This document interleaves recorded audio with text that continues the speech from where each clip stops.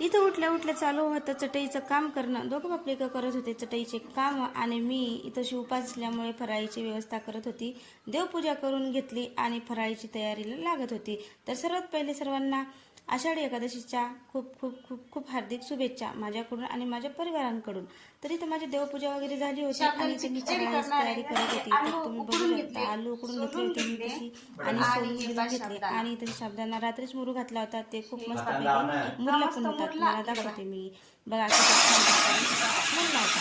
तर करूच टाकले तर मी तेल साबुदाण्याची खिचडी करण्यासाठी. तर तेल गरम होईपर्यंत मस्त शेंगदाणे काढून घेतले, मिरच्या काढून घेतल्या. तुम्हाला मिरच्या पण दाखवते. शेंगदाणे काढून घेतले, मिरच्या काढून घेतल्या आणि त्याच्यानंतर आपली साबुदाण्याची खिचडी रेडी गेली.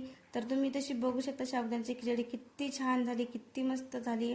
खूप मस्त अशी साबुदाण्याची खिचडी झाली. आणि मग काय ते चटईचं काम त्यांनी तर ते व्यवस्थित करून ठेवलं होतं, पण माझं काम राहिलं होतं गोठ. त्यांनी त्यांचं काम केलं पण माझं राहिलं होतं ना त्यातला गोठ लावायचे. मी पूर्ण चटईला गोठ लावून घेतले. माझी पूर्ण दिवसभरात मी 40 ते 45 चटईला गोठ लावले. मग काय यांचं चालू होतं गाणी वाजवू वाजवू तशी काम करणं.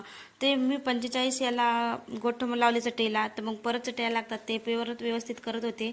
तर मग काय म्हटलं आज आषाढी एकादशी येतात तर देवाच्या दर्शनाला पण नाही गेलो. मग आमच्या शेजारच्या म्हणजे शेजारीचं महादेवाचं मंदिर आहे, त्या महादेवाच्या मंदिराला दर्शनासाठी जायचं होतं आम्हाला. तर मग काय आवरलं पण नाही, डोकं नाही विचारलं, काहीच नाही, तोंड पण नाही धुतलं. म्हटलं 6 वाजून गेले होते तर म्हटलं लवकर जाऊन येऊ. अंधार पडला, पाऊस पण सुरू होता, पावसातच गेलो होतो आम्ही. तर मग ती चटई सगळं त्यांनी व्यवस्थित केला. गाणे लावून लावून इथं आमचे काम चालू होते. तर जेवढ्या व्यवस्थित म्हणजे चटईला मी गोठ लावले होते तेवढे त्यांनी व्यवस्थित ठेवून दिले आहे, तशी बघू शकता. आणि ओमनं आम्हाला आज दिवसभर खूप मदत केली आणि प्रेम दुकानामध्ये बसलेला होता. मग काय हे झाडून वगैरे लोटलं आणि आम्ही आलो महादेवाच्या मंदिराला. म्हणजे महादेवाच्या मंदिराला जायला निघालो.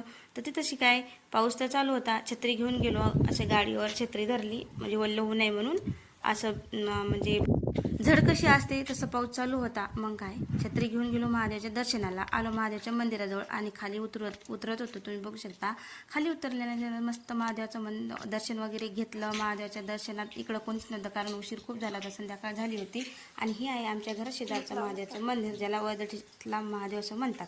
तर ब्लॉग आवडल्यास ब्लॉगला लाईक कमेंट शेअर करायला विसरू नका.